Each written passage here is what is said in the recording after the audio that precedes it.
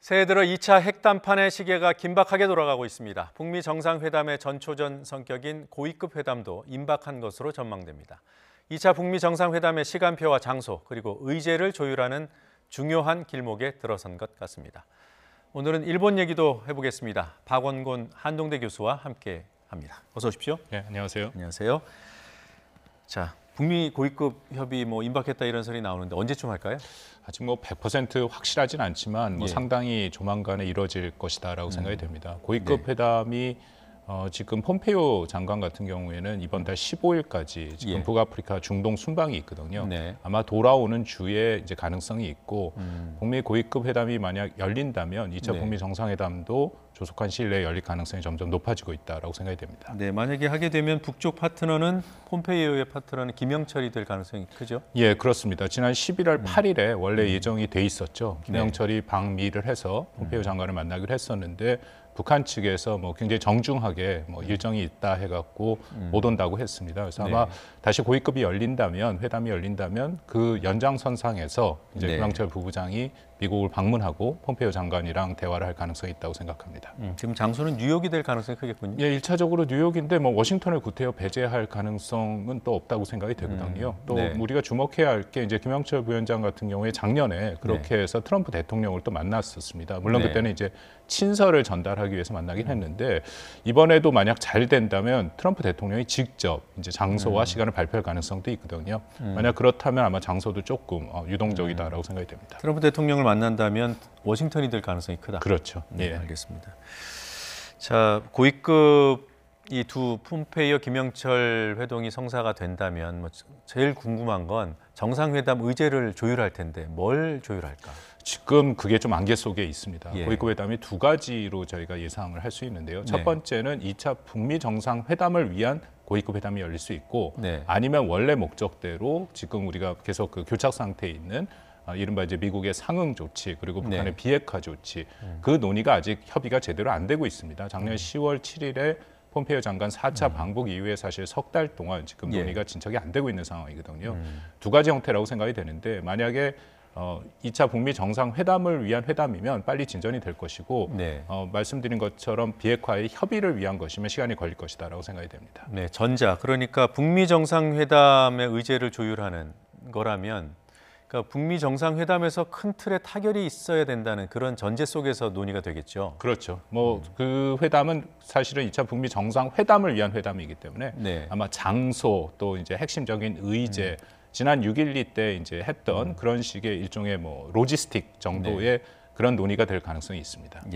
북미 정상회담이 이번에 열려서 만약에 1차 때처럼 이후에 상황이 나빠지는 게 반복이 된다면 다시 또 후퇴하는 그런 상황이 될 것 같아요. 그게 제일 우려가 되죠. 어제 우리 문 대통령도 이제 그 부분을 명확하게 지적을 했는데요. 작년 6.12 북미 정상회담을 평가를 하면서 이게 추상적이다. 그리고 반성할 부분이 있다. 그러면서 이제 대안도 분명히 제시를 했습니다. 이번에는 최소한 북한이 과감한 조치를 취해야 된다. 아주 구체적으로 중거리, 장거리 미사일 폐기 혹은 또 새로운 핵단지의 폐쇄를 얘기를 했고요. 물론 거기에 따른 이제 상응 조치도 필요하다. 그리고 그런 것들을 서로 매칭을 시키는 로드맵, 결국 시간표 얘기까지 얘기를 했습니다. 그래서 이제 미국이 계속 주장을 하고 있는 포괄적 그 일종의 비핵화의 조치와도 연계된다라고 생각이 되고요. 만약에 북한이 그런 조치, 로드맵을 받아들인다면 이번에 2차 북미 정상회담은 나름대로 의미가 있는데 현재까지는 북한이 그럴 그것을 보이지는 않고 있습니다. 이번에 이제 북중 정상회담이 있지 않습니까? 거기 끝나고 나서 북한 조선중앙통신이 얘기를 했는데 이게 재밌는 게 흥미롭게 본 게 중국이랑 북한이랑 발표 내용이 많이 다릅니다. 특히 핵심적인 내용이 다른데요. 2차 북미 정상회담에 대해서 중국은 김정은 위원장이 국제사회가 환영할 만한 그런 결과를 도출하도록 노력을 하겠다라고 발표를 했습니다. 근데 북한 측에서는 완전히 빠졌습니다. 그래서 여전히 북한 측은 기존의 6.12 북미 정상회담을 다시 얘기했거든요. 상응 조치가 중요하다. 기존의 입장에서 변하지는 않았다라고 판단이 됩니다. 그 두 가지가 그래도 만약에 북미 정상회담을 통해서 양국 정상이 어떤 수위에서든 간에 동시에 뭘 하는 것을 내놓을 수 있다면 그러면 중국에서 발표한 내용 또는 북한에서 발표한 내용이 다 만족된다고 볼 수도 있겠네요. 그러니까 상응 조치와 비핵화 조치에 대한 논의는 제 생각에 이미 충분히 했다라고 생각이 되고요. 말씀드린 지난 10월 7일 폼페이오 장관이 4차 방북해서 김정은 위원장을 5시간 반을 만났습니다. 예. 할 얘기는 서로 다 했고 입장은 다 확인이 됐고 이후에 석 달 동안 사실 미국과 북한이 장외전을 했죠. 그래서 그리고 최근에 뭐 일부 보도가 됐습니다만 미국이 한국과 같이 협의를 해서 로드맵도 만들었다라고 얘기를 하니까 그것을 북한이 어느 정도 수용을 하고 협의가 되느냐가 이번에 관건이다라고 생각이 됩니다. 그럼 그 로드맵을 가지고 시진핑을 만난 건 아닐까요? 뭐 충분히 로드맵을 북한이 지금 전달이 됐는지 여부는 아직 확실치 않거든요. 기건 대표가 이제 대북정책 특별대표가 지난 12월에 방문을 했는데 뭐 기자회견 때 이런 얘기를 했습니다. 로드맵을 만들었지만 전달을 못했다라는 얘기가 있어서 근데 그럼에도 기본적인 로드맵에 대한 개념은 북한도 충분히 알고 있다라고 생각이 됩니다. 예. 자, 어제 문 대통령이 그 북미 정상회담 1차 회담의 추상적인 부분을 반성해야 되는 이런 말을 했다고 말씀하셨잖아요. 그거 이외에 또 주목할 만한 발언이 있었습니까? 많은 부분을 얘기를 했습니다. 특히 통일 외교 안보 쪽에 특히 그 작년 연말에 결국 성사가 되지 않았던 김정은 위원장의 답방 문제도 일단 1차적으로 2차 북미 정상회담이 먼저 한 후에 그 다음에 답방을 모색을 하겠다라고 확인을 했고요. 그 외에도 이제 외신이 많이 질문을 했던 거죠. 이게 뭐 굉장히 민감한 문제인데 북한의 조선중앙통신이 지난 12월 달에 아주 노골적으로 지금 한국과 미국이 주장하는 북한의 비핵화는 잘못된 것이다. 자신들은 조선반도 비핵화를 얘기를 한 것이다. 그것은 미국이 핵 위협을 선제적으로 없애야 그다음에 북한이 핵 억제력을 없앨 수 있다라고 얘기를 했습니다. 그거와 연결된 이제 질문들이 이제 외신 기자들이 했는데요. 그건 이제 여기 이 동아태 지역에 전진 배치된 미국의 전략 자산 문제, 주한 미군 문제는 앞으로 어떻게 할 것인가. 문 대통령이 명확히 선을 그었습니다. 그것은 북한의 비핵화 조치랑 별개의 것이고 그럼 마지막 부분에 한국과 미국이 결정할 문제다. 특히 뭐 괌이나 일본 같은 경우는 그 미국의 전략적인 선택이다. 그렇게 선을 그었습니다. 자, 어제 대통령 회견 중에 일본 얘기가 나왔습니다. 일본 기자가 질문을 했더군요. 지금 한일 간의 갈등이 뭐라고 할까요? 막 증폭되는 분위기인 것 같아요. 그동안 일본에서 우리를 공격했다면 어제 대통령이 처음 이와 관련해서 입장을 밝힌 거 아니겠습니까? 앞으로 한일 관계 어떻게 될까요? 어제 대통령의 입장은 그 몇 가지 확실한 인식하에서 이루어졌다라고 생각이 되는데요. 첫 번째는 비교적 얘기를 정확하게 또 분명하게 전달했습니다. 첫 번째는 일본이 여전히 그 과거에 대해서 충분히 반성과 사과를 하지 않았다라는 것을 얘기를 했고요. 이것은 한국의 책임이 아니라 일본의 책임이다. 두 번째는 가장 핵심적인 건데 1965년에 그 청구권 한일 기본협정이 있지 않습니까? 청구권의 그 역시 효력이 지금 뭐 우리 대법원이 통과시킨 것이 법률적으로 맞다. 우리 문 대통령이 법률을 한 분이기 때문에 아마 잘 그렇게 또 판단을 나름대로 해석을 한 것이고요. 세 번째가 지금 논란이 됐는데 그럼에도 일본 정치인들의 문제 제기를 했습니다. 정확하게 일본의 정치인들이 이것을 정치 정점화해서 문제를 더 이렇게 논란거리로 만들고 확산시키는 것이 현명한 태도가 아니다라고 얘기를 했거든요. 겸허하라고 또 요구를 했고 이 부분이 조금 아쉽습니다. 그러니까 이것은 왜 그렇습니까? 왜냐하면은 이게 정치 쟁점화하는 것을 원하는 것은 사실은 지금 아베 총리거든요. 아베 총리가 지금 최근 몇 달 사이에 이 문제와 또 그 초계기 레이더 문제를 다루는 것을 보면 나름대로 한국과의 이런 어떤 갈등을 함으로써 갈등의 모습을 연출함으로써 자신의 지지율을 지금 올리고 있기 때문에 그것에 우리가 뭐 좀 표현이 그렇습니다. 말려 들어갈 필요는 없었다라고 생각이 되고요. 오히려 대통령이 법률을 한 분이니까 우리 대법원의 판결은 그 얘기를 하긴 했습니다. 대법원의 판결은 삼권 분립 민주사회에서 행정부가 어떻게 할 수 없다. 그리고 청구권의 그 법률적 해석의 문제도 그건 해석의 여지가 있다. 그러니까 그 정도 선에서 딱 멈췄으면은 조금 정치 쟁점화가 덜 됐을 가능성이 있다라고 생각이 됩니다. 왜냐하면 바로 몇 시간 전에 또 일본이 정부에서 발표를 했습니다. 일본 뭐 내각의 이 정치인들이 또 우리 문 대통령과 한국 정부를 비난하는 얘기를 이미 얘기를 시작을 했습니다. 그러니까 일본의 정치 쟁점화 논란에 말리는 가능성을 경계해야 된다 이런 말씀이시죠. 지금 우리 사법부의 판단을 존중하라 이런 얘기를 문 대통령이 한 거는 1965년 한일 청구권 협정에도 불구하고 개인의 피해를 당했던 개인의 청구권은 살아있다.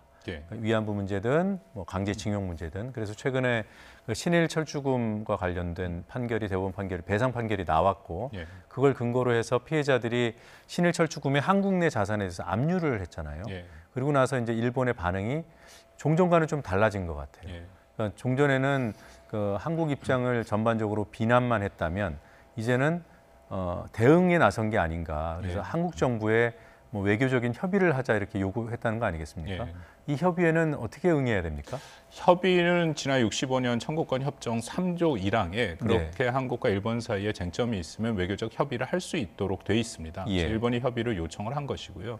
그것을 오늘 오전에 제 기억에 오전에 노기덕 대변인이 면밀히 검토하겠다라고까지 얘기를 했죠. 네. 근데 이게 일본이 조금 한 발 나갔다라고 부정적인 의미로 나갔다고 생각하는 게 말씀드린 것은 이건 한국의 대법원의 사법부의 독립권이 있는 사법부의 판결이죠. 예. 판결이 나와서 배상 판결이 나왔는데 그 부분을 한국 정부가 나서서 65년의 청구권에 다 이미 그것은 다 결정이 되고 다 이미 끝난 일이기 때문에 한국 정부가 기금을 만들어서 배상을 하라 이제 그런 얘기거든요. 네. 그것은 뭐 우리 정부가 사법부에 그러면은 그건 좀 완전히 다른 얘기죠. 예. 그래서 거기까지 나간 것에 대해서는 뭐 정치적인 의도가 뭐 없지 않다라고 이제 보이고요. 특히 아베 그 수상이 직접 지시를 했다라는 그런 보도도 있고. 그래서 문제는 지금 말씀드린 것처럼 일본은 이것을 자꾸 정치 쟁점하려고 합니다. 예. 이것을 통해서 결국 국제사법재판소까지도 물론 뭐 거기에 재판이 성사는 안 되겠지만 가져가겠다라는 그런 의도가 있거든요.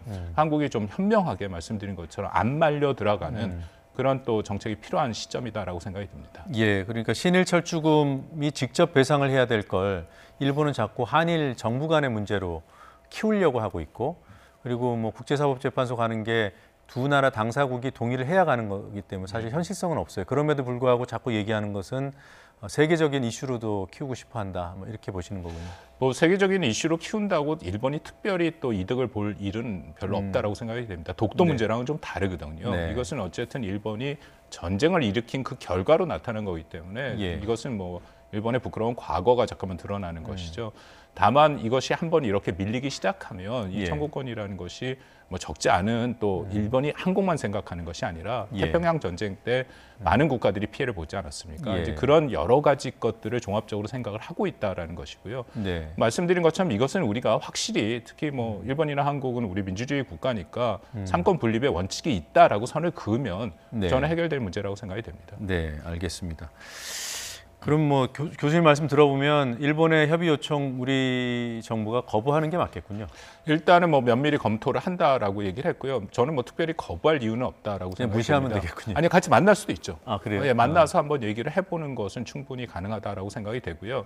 근데 이게 과거 사례가 좀 있습니다. 과거 위안부 문제, 네. 문제에 대해서 우리가 사실 일본에 협의 요청을 한 적이 있어요. 그때는 우리 정부가 한 거죠. 우리가 정부가 했죠. 3번을 예. 했는데 제 기억에 3번인데 3번 다 일본이 거부를 했거든요. 네. 그러니까 뭐 그런 또 과거의 사례도 있다라고 생각이 되니까 현재 우리 외교부 입장에서는 면밀히 검토를 한다라고 하는데 일부에서는 이거 위안부 문제랑 같이 협의를 좀 하면 어떠냐. 근데 만약 그렇게 된다면 사실상 거부하는 형태가 될 거고요.